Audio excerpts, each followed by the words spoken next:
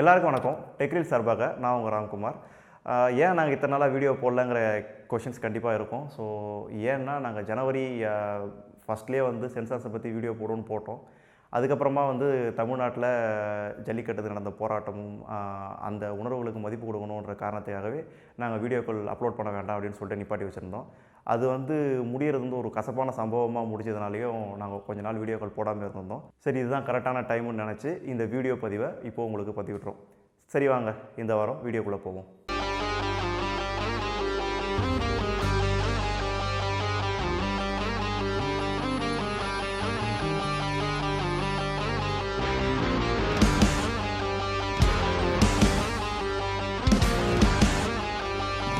இந்த வாரம் நம்ம எதை பற்றி பார்க்க போகிறோம் அப்படின்னு சொன்னீங்கன்னா, நீங்கள் கவர் இமேஜ்லேயே பார்த்த மாதிரி தான் இந்த மாதிரி ஃபோட்டோவை எப்படி எடுக்கிறது, அதுவும் நம்ம மொபைல் ஃபோனில் எப்படி எடுக்கிறது அப்படின்னு சொல்லிட்டு தான் நம்ம பார்க்க போகிறோம்.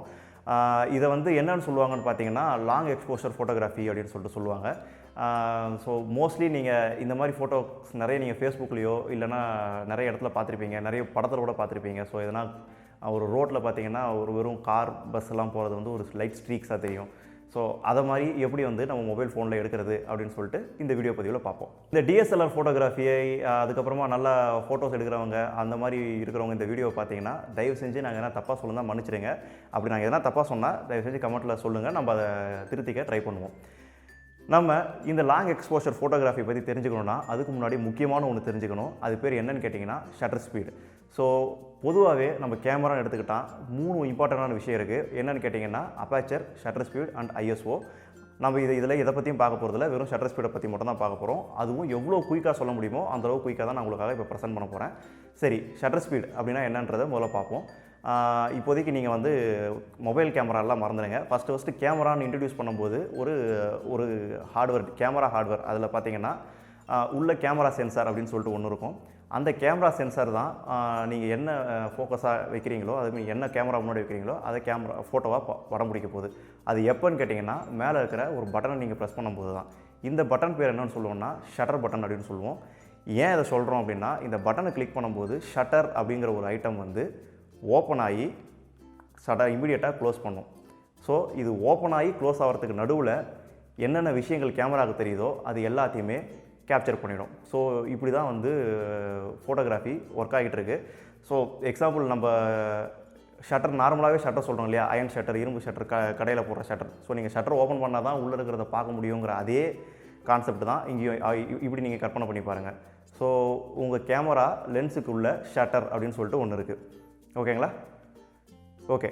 ஸோ இந்த ஷட்டர் ஸ்பீடு அப்படின்னு சொல்லிட்டு சொன்னாங்களே, இப்போ இது நார்மலாக ஷட்டர் எப்படி ஒர்க் ஆகுதுன்னு பார்த்துட்டோம். இப்போ ஷட்டர் ஸ்பீடு அப்படின்னு சொல்லிட்டு என்னென்னு பார்ப்போம். ஸோ இந்த ஷட்டர் எவ்வளோ சீக்கிரமாக எவ்வளோ வேகமாக ஓப்பன் ஆகி க்ளோஸ் ஆகுது அப்படிங்கிறது தான் இந்த ஷட்டர் ஸ்பீடு. ஸோ இது ரொம்ப ஸ்லோவாக ஓப்பன் ஆகி க்ளோஸ் ஆச்சு அப்படின்னா நிறைய லைட்டை உள்வாங்கும். அதே மாதிரி டக்குன்னு ஓப்பன் ஆகி டக்குன்னு க்ளோஸ் ஆகும்போது லைட்ஸை வந்து கம்மியாக தான் உள்வாங்கும். ஸோ இதுக்கு உண்டான காம்பன்சேஷன் அப்படிங்கிறதுலாம் நிறைய விஷயங்கள் இருக்குது. அதெல்லாம் மேபி நம்ம அடுத்த வீடியோவில் வேணால் டைம் கிடச்சா பார்ப்போம். இப்போதைக்கு இந்த ஷட்டர் ஸ்பீடை பற்றியே நம்ம ஃபோக்கஸ்டாக இருப்போம். சரி, இந்த ஷட்டர் ஸ்பீடானது பார்த்தீங்கன்னா கிட்டத்தட்ட 1/3000. நான் டிஜிட்டல் கேமராக்காக சொல்கிறேன். 1/3000 அதுக்கும் மேலே. அதிலிருந்து கிட்டத்தட்ட ஒரு 30 to 60 இந்த மாதிரி நிறைய ரேஞ்சஸ் இருக்குது. இது நம்ம கண்டிப்பாக மொபைல் கேமராவில் இருக்குமா கேட்டிங்கன்னா கண்டிப்பாக இருக்காது. இது டிஎஸ்எல்ஆர் டிஜிட்டல் கேமராக்காக மட்டும்தான் இந்த இவ்வளோ ரேஞ்சஸ் உண்டான ஷட்டர் ஸ்பீட் இருக்குது. இது என்ன ரேஞ்சஸ் அப்படின்னு சொல்லிட்டு பார்ப்போம். ஃபார் எக்ஸாம்பிள், நான் 1/60 அப்படிங்கிற ஒரு ஷட்டர் ஸ்பீட் எடுத்துக்கிறேன். 1/60 அப்படின்னா ஒரு செகண்டை 60ஆல் டிவைட் பண்ணால் எப்படி இருக்கும்? ஸோ அதுதான் 1/60. ஸோ அந்த டைமுக்குள்ளே ஷட்டர் ஆனது ஓப்பன் ஆகி க்ளோஸ் ஆகிடும். ஸோ இதுதான் 1/60. இதே மாதிரி நீங்கள் 30 செகண்ட்ஸ்னு வச்சுக்கோங்க. ஸோ 30 அப்படின்னு சொல்லிட்டு வச்சுக்கிட்டோன்னா, ஸோ உங்களுடைய ஷட்டர் 30 செகண்ட்ஸ் ஓப்பனாக இருக்க போகுது. ஸோ அந்த 30 செகண்ட்ஸ் என்னென்ன கேமரா லென்ஸில் தெரிய போதோ, அந்த கேமரா சென்சாருக்கு தெரிய போதோ அவ்வளோத்தையும் நம்மளுடைய கேமராவானது கேப்சர் பண்ண போகுது. ஸோ இப்படி தான் வந்து ஷட்டர் ஸ்பீடு ஒர்க் ஆகுது. ஓரளவு உங்கள் எல்லாத்துக்கும் புரிய வச்சுருப்பேன்னு நான் நம்புகிறேன். சரி, இப்போ நம்ம எப்படி இந்த லாங் எக்ஸ்போஷர் எடுக்கிறது அப்படின்னு சொல்லிட்டு பார்ப்போம். ஸோ இந்த லாங் எக்ஸ்போஷர் எடுக்க முக்கியமாக நம்மளுக்கு தேவை என்னென்னு பார்த்தீங்கன்னா மேனுவல் கேமரா. ஸோ என்னுடைய ஃபோனில் நான் மேனுவல் கேமரா ஓப்பன் பண்ணிக்கிறேன். ஸோ என்னுடைய ஃபோன் மேனுவல் கேமராவை சப்போர்ட் பண்ணுது. உங்கள் ஃபோனில் இருக்கா இல்லையாங்கிறது எனக்கு கன்ஃபார்மாக தெரியல. அது இல்லாத ஃபோனுக்கு என்ன பண்ணலாங்கிறதையும் நம்ம பார்ப்போம். ஃபஸ்ட்டு மேனுவல் கேமரா இருக்கிற ஃபோனுக்கு பார்ப்போம். ஸோ என்னுடைய ஃபோனில் நான் மேனுவல் கேமரா எடுத்துக்கிட்டேன். அதே மாதிரி என்னுடைய ஹையஸ்ட் ஷட்டர் ஸ்பீட் என்ன இருக்குன்னு பார்த்தீங்கன்னா 30 செகண்ட்ஸ். ஸோ நான் 30 செலக்ட் பண்ணிக்கிறேன். 30 செலக்ட் பண்ண அப்புறமா ஸோ நான் கேப்சர் பண்ணேன்னா ஸோ 30 செகண்ட்ஸ் எனக்கு இந்த ஃபோட்டோ வந்து கேப்சர் ஆகும். ஸோ 30 செகண்ட்ஸ் என்னென்னலாம் தெரியுதோ அத்தனையும் இந்த கேமரா வந்து கேப்சர் பண்ண போகுது. ஸோ இப்படி தான் நாங்கள் மூவ்மெண்ட் கொடுத்துருக்கோம் பாருங்கள். ஓகே, ஸோ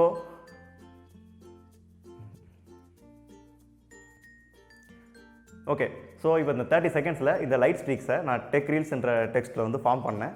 அதுதான் வந்து நீங்கள் அவுட்புட்டாக பார்க்குறீங்க. ஸோ இது ஓப்பனாக இருக்குது அப்படின்னா இது வீடியோ மாதிரி கவர் பண்ணாது. ஸோ எல்லா ஃப்ரேம்ஸையும் வந்து 30 செகண்டுக்கு என்னென்னலாம் பார்க்குதோ அத்தனையும் ஒரு ஃபோட்டோவாக வந்து பதிவு பண்ணி வச்சுக்கோ. ஸோ இதுதான் வந்து ஷட்டர் ஸ்பீடு. சரிங்க, இப்போது உங்களுடைய கேமராவில் உங்களுடைய மொபைலில் மேனுவல் கேமரா இல்லைன்னா என்ன பண்ணலாம் அப்படின்னு சொல்லிட்டு பார்ப்போம். இதுக்காகவே நம்மளுக்கு வந்து ஒரு ஆப் இருக்குது, கேமரா FE5 அப்படின்னு சொல்லிட்டு ஒரு ஆப் இருக்குது. இது வந்து பெய்டு ஆப் தான், ஆனால் இதனுடைய லைட் வெர்ஷன் வந்து இவங்க கொடுத்துருக்காங்க, கேமரா FE5 லைட். ஸோ இந்த லைட் ஆப்பில் போய் இது மாதிரி செட்டிங்ஸில் நீங்கள் போய் ஷட்டர் ஸ்பீடை செலக்ட் பண்ணிக்கலாம்.